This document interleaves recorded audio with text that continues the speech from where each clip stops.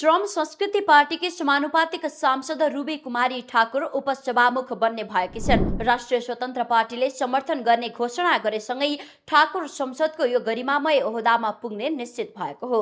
Ruby कुमारी नेपालकै कम उमेरकी उपसभामुख बन्ने छिन्। उनी मात्र 25 वर्षकी भइन्। जेनजी आन्दोलनको बलमा भएको चुनावले उपसभामुख पदमा एक जेनजी युवा स्थापित गर्दैछ।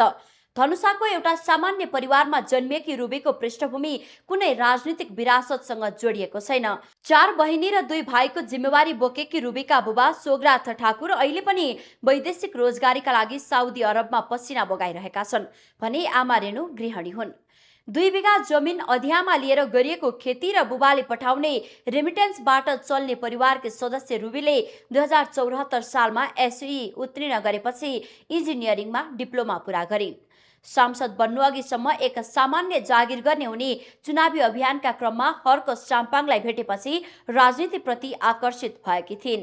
साम्पाङको श्रम संस्कृतिबाट प्रभावित भएर प्रचारमा जुटेकी उनलाई पार्टीले मधेसी महिला क्लस्टरबाट समानुपातिकमा सिफारिस गरेको थियो। आज तिनै ठाकुर संसदको उच्च आसनमा पुग्ने तयारीमा छन्, जुन नेपाली राजनीतिकै एउटा प्रेरणादायी र ऐतिहासिक मोड बनेको छ। प्रतिनिधि सभाको उपसभामुख पदमा उम्मेदवारी दर्ता गराएपछि श्रम संस्कृति पार्टीकी सांसद रूबी कुमारी ठाकुरले आफूलाई पार्टीले ठूलो जिम्मेवारी दिएको बताएकी छन्। सत्तारूढ दल रासपाले अन्तिम समयमा आफूलाई समर्थन गरेर सरप्राइज दिएको उल्लेख गर्दै उनले आफूलाई प्राप्त यो गहन जिम्मेवारी कुशलतापूर्वक पूरा गर्ने दृढता व्यक्त गरिन्। मधेसको छोरीलाई अगाडि बढाउन रासपाले ठूलो सहयोग गरेको दावी गर्दै ठाकुरले देश र जनताका लागि सधैँ समर्पित रहने प्रतिबद्धता समेत जनाएकी छन्। धेरै खुसी लागिरहेछ। त सबैजनालाई धन्यवाद भनिरहेछु। म दिलसे तपाईको नाम आउँछ भन्ने सोच्नु भएको थियो कि अन्तिममा? सोचेको थिएन सर। सोचेको थिएन सर, सरप्राइजै भन्नु न सर। मलाई थाहा थिएन सर। म अब मधेसको छोरी हो। अब सबैजना मधेसको छोरीलाई अगाडि बढ्नु भएको, त्यही भएर आउनु भएकोलाई म धेरै धेरै धन्यवाद गर्छु। म सबैलाई धन्यवाद भनिरहेको छु सर। पहिला भएको थिएन, मलाई अध्यक्षलाई धन्यवाद भनिरहेको छु। यतिसम्म पुगाइदियो, एउटा भुइँको मान्छेलाई यतिसम्म पुगाइदियो। माथियो भन्नु न, म त्यहाँ कल्पना पनि गरेको थिएन योसम्मको लागि। म भगवान नै मान्छु त्यसलाई। गर्नुभएको छैन सर, म गर्छु सर। मलाई धेरै खुसी भइरहेछ। अलि ठुलो जिम्मेवारी भयो, तर म सक्छु। म देशलाई सबै थोक गर्छु सर, सधैँ साथ दिन्छु। राप्रपा संसदीय दलका नेता ज्ञानेन्द्र शाहीले रासपा सभापति रवि लामिछानेको फोन र समर्थनको आश्वासनपछि मात्रै उपसभामुखमा उम्मेदवारी दिएको खुलासा गरेका छन्। बिहीबार उम्मेदवारी दर्तापछि शाहीले लामिछानेले आफै फोन गरेर वचन दिएकाले सरस्वती लामालाई उम्मेदवार बनाएको बताएका छन्। तर राष्ट्रपाले अन्तिम समयमा श्रम संस्कृति पार्टीकी रूबी कुमारी ठाकुरलाई समर्थन गरेपछि शाहीले असन्तुष्टि व्यक्त गर्दै राजनीतिमा हुने यस्तो धोकाको हिसाब समय आएपछि देखाउने चेतावनी दिएका छन्। सबैसँग कुरा गरेरै हामीले एकछिन दर्ता गराएको हो।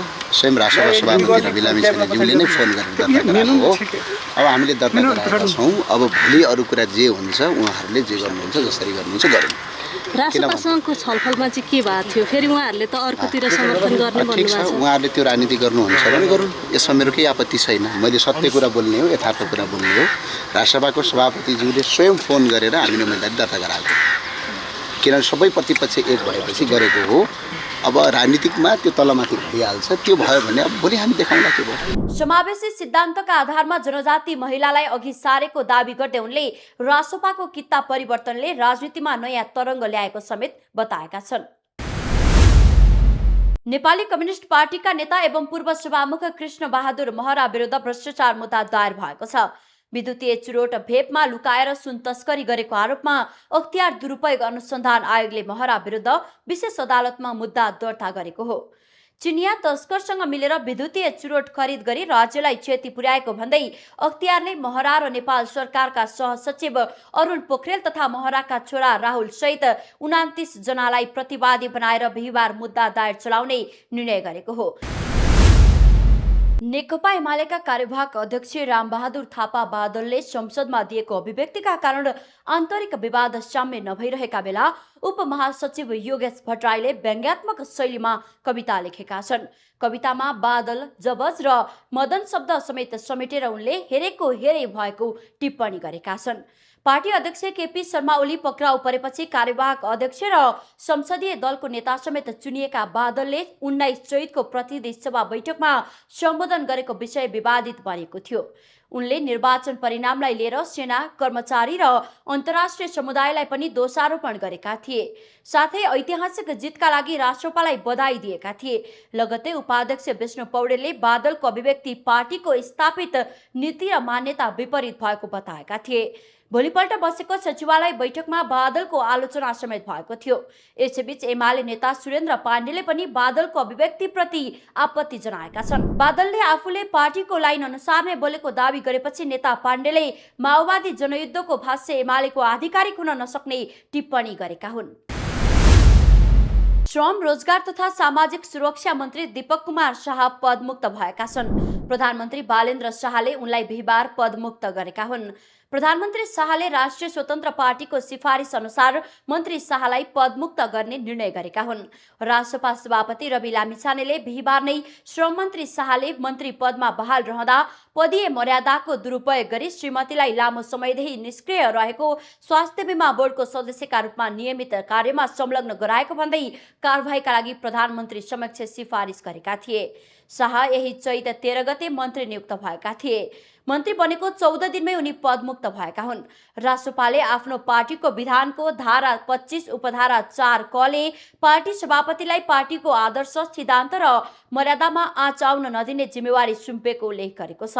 साथै पदको दुरुपयोग भएको अवस्थामा पार्टी विधानको धारा 69 मा पार्टीले जिम्मेवारीबाट फिर्ता बोलाउन सक्ने राइट टु रिकल व्यवस्था भएकोले मन्त्री शाहलाई तत्काल जिम्मेवारीबाट अलग गर्न सिफारिस गरिएको थियो। यसैगरी यस्तो गम्भीर विषयमा आफ्नो जिम्मेवारी निर्वाह गर्दा अपेक्षित गम्भीरता नदेखाएको भन्दै राष्ट्रपा सभापति लामिछानेले स्वास्थ्य तथा जनसङ्ख्या मन्त्री निशा मेहतालाई समेत सचेत गराउन प्रधानमन्त्री शाह समक्ष सिफारिस गरेका छन्। सोही सिफारिसका आधारमा प्रधानमन्त्री शाहले मन्त्री मेहतालाई समेत सचेत गराइसकेका छन्। इजरायलले लेबनानमा गरेको व्यापक हवाई आक्रमणको संयुक्त राष्ट्रसङ्घले निन्दा गरेको छ। लेबनान स्थित संयुक्त राष्ट्रसङ्घका शीर्ष अधिकारीले आक्रमणलाई अत्यन्त भयावह भन्दै तत्काल युद्ध रोक्न अपिल गरेका छन्। साथै उनले मानवीय सहायता विस्तारका लागि अन्तर्राष्ट्रिय समुदायसँग आर्थिक सहयोगको माग गरेका छन्। प्रत्यक्षदर्शीका अनुसार राजधानी बेरुत र दक्षिण लेबनानका विभिन्न क्षेत्रमा करिब 3 घण्टासम्म लगातार विस्फोट र एम्बुलेन्सका साइरन सुनिएका थिए। संयुक्त राष्ट्रसङ्घका अनुसार बिहान एक क्याफेमा भएको आक्रमणमा कम्तीमा 8 जनाको मृत्यु भएको थियो। त्यसपछि दिउँसो इजरायली सेनाले 10 मिनेटभित्र 100 भन्दा बढी हवाई आक्रमण गरेको जनाएको छ। आक्रमणमा 250 भन्दा बढी व्यक्तिको मृत्यु भएको छ भने 100 घाइते भएका छन्। अस्पतालहरूमा अत्याधिक चाप परेको छ र देशभर रक्तदानका लागि अपिल गरिएको छ। संयुक्त राष्ट्रसङ्घका अनुसार मार्च 2 देखि सुरु भएको इजरायल र हिजबुल्लाह बीचको द्वन्द्वमा हालसम्म 1500 भन्दा बढी मानिसले ज्यान गुमाइसकेका छन्, जसमा 130 बालबालिका रहेका छन्। 461 बालबालिका घाइते भएका छन् भने करिब 12 लाख मानिस विस्थापित भएका छन्, जुन लेबनानको कुल जनसङ्ख्याको करिब 20% हो।